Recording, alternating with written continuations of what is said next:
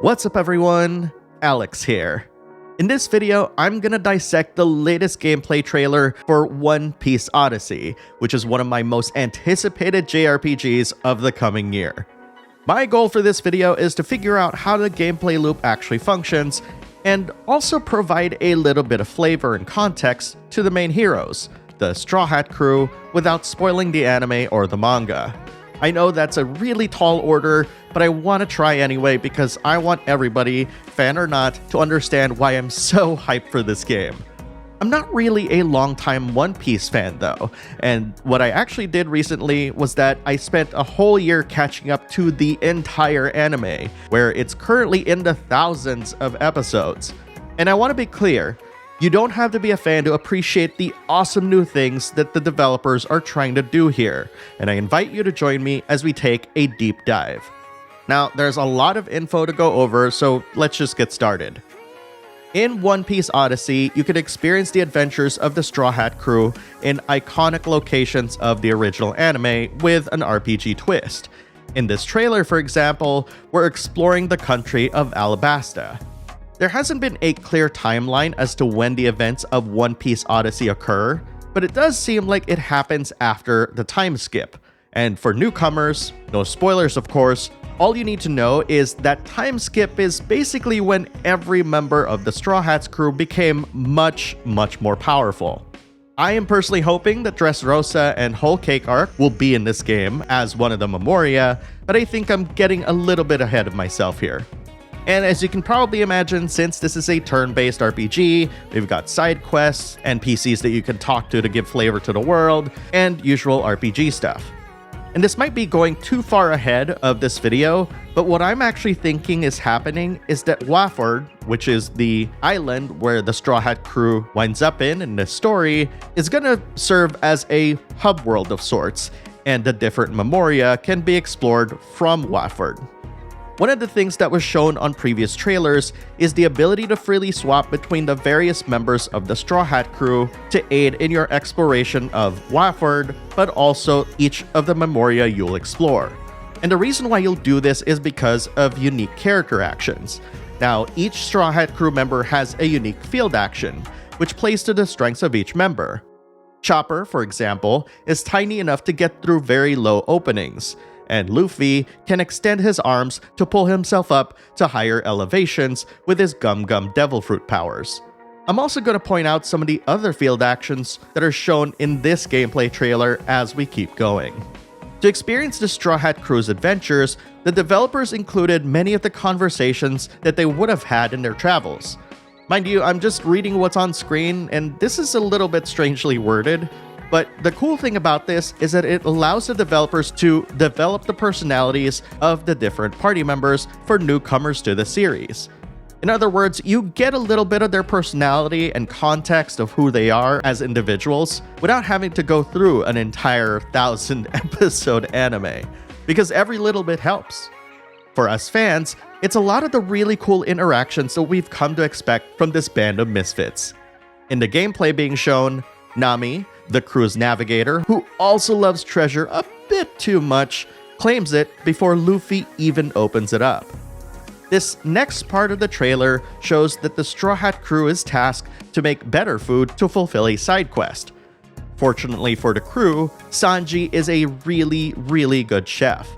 Various side stories will become available as you progress through the main episodes, so it's basically blocked off by story. Side stories will require the use of each of the Straw Hat crew's different skills, such as field actions.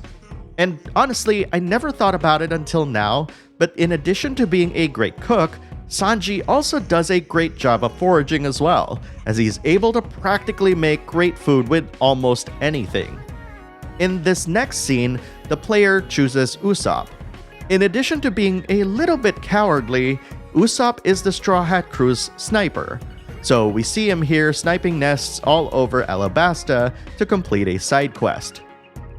As shown in previous trailers, enemy creatures roam the field, and you approach them to begin battle.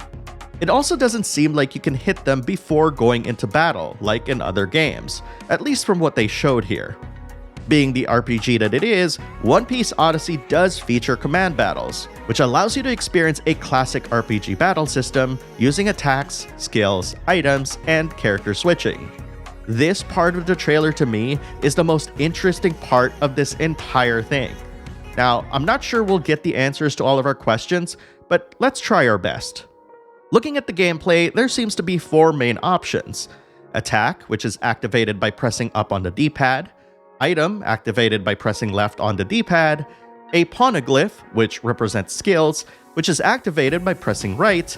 And 2 fists blocking, which is most likely defense, which is activated by pressing down. Outside of that, you have the R2 button, which allows players to speed up animations or potentially combat. I'm not really sure what it does, but these are what I think that these might be logically. Triangle is mapped to a tactics button, which may imply that you can set characters to automatically choose commands for you. But more than likely, it could also have something to do with the game's scramble area battle system, which I'll get into in a sec. This might also have something to do with swapping crew members in and out of combat. It's honestly tough to tell, but in this part of the video, Chopper just went into battle to replace Robin later in this trailer. L1 and R1 allows players to switch between characters, as Luffy switched to Zoro in this section of gameplay. It does seem like this isn't a situation where the Straw Hats all take their turns first, then the enemy. But I could clearly see Zoro here having his portrait lose its color, signifying that he's already taken his turn. One Piece Odyssey features a rock-paper-scissors style weakness system, which is conveniently shown on the lower left corner of the screen. Power, represented by a fist, beats speed, represented by a gun, beats technique, represented by a sword. As you might expect, the damage inflicted by characters will increase when you hit enemies with their weaknesses. And what's displayed seems to be the enemies and the Straw Hats' affinities, which could be any of these 3. Now, I took a screenshot of this because it was super fast in the trailer, but this shows Usopp attacking this rock panda, who is a power type. But the problem is that Usopp is a speed type, hence why it says resist. Power is stronger than speed, as I've said, and this is even reflected on the left-hand side right next to Usopp's portrait. I'm guessing that that area on the right side of each portrait represents the enemies in that area, but I'm not 100% sure. In the next footage, Robin, the crew's archaeologist, is a technique type, and since the panda is a power type, it is weak against Robin's attacks, hence why you see a weak designation on the enemy. I should also mention that she can grow multiple limbs as part of her powers. Now, Robin is definitely easy on the eyes, but geez, her limbs can be just so gross sometimes. What's unique about One Piece Odyssey's battle system is that it has different areas. In these battles, each character is placed in a different area, and the battle unfolds in a quote-unquote typical One Piece fashion, where each character is fighting for their own survival. In the anime, each crew member typically faces his or her own enemy. I think when the portraits are paired, that might signify that they're both fighting the same enemy, and therefore in the same area. In this case, Sanji and Zoro are fighting their own panda, while Usopp and Robin are fighting 2 different enemies in 2 different areas. What they're showing here with Usopp is that certain skills don't just affect the area you're in. Since he's a sniper, his exploding star attack seems like it's more effective when targeting areas apart from his own. There's also a piece of footage that shows Nami doing the same thing with her weather attacks. In addition to being a navigator, Nami also commands different elements, so she's like an elemental mage of sorts. As you might expect, each Straw Hat crew member has their own unique skills. Skills can damage single and multiple enemies, heal or support allies, or cause status ailments, so there's nothing really new here. Chopper is the crew's resident healer, and in this footage, we see him use his heal skill on Sanji, who is in another area. It also says in the description that its ally range is quote-unquote long, so that's how we're gonna find out how far our skills can reach. Pausing for a moment, there's also an interesting quote-unquote can move icon on both Chopper and Nami. I'm presuming that you can't just move from one area to another willy-nilly. This is where we also see that TP is the game's currency for skills, so no MP here. Also, curiously, you can also see characters' experience points during combat. I don't know what that's all about, but that is very interesting to see.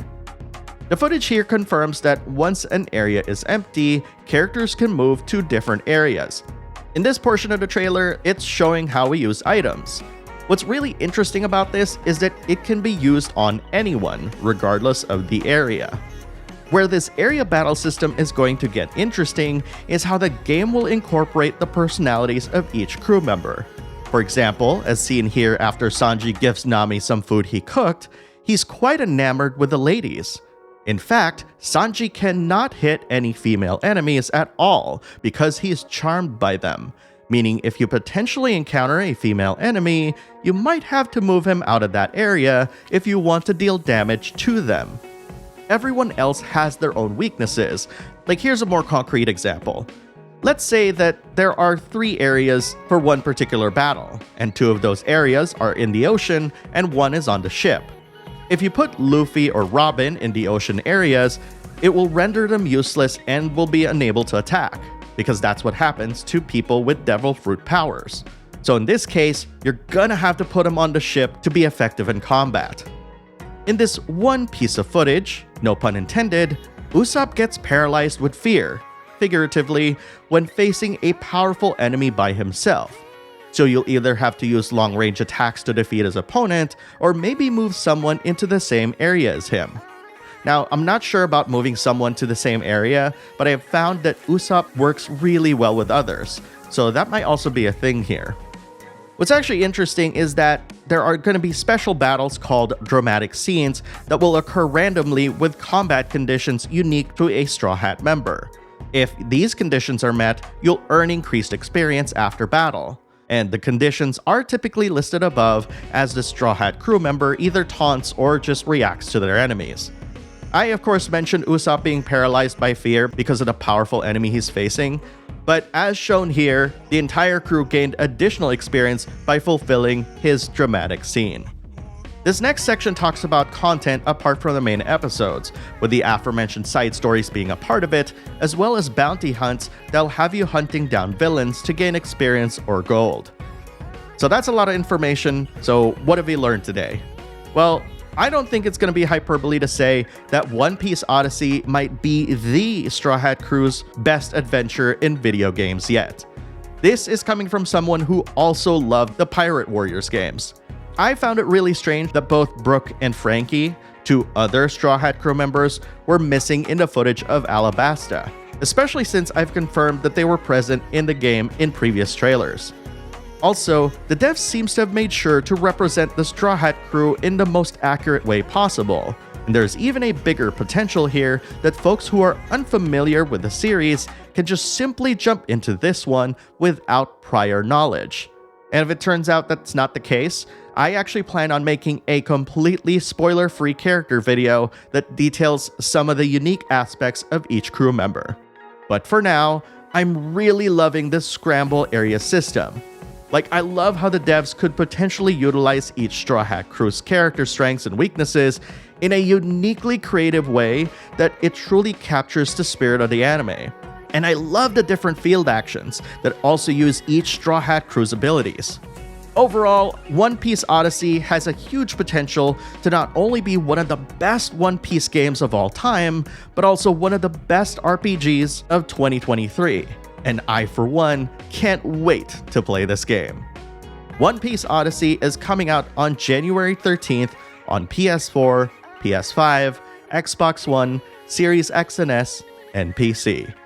And all that said, I want to hear what you think. Are you a One Piece fan, or are you new to One Piece? What do you think of the new Scramble area concept? Post your thoughts in the comments below and let's talk about it. Thanks for watching, everyone, and I'll see you in the next video.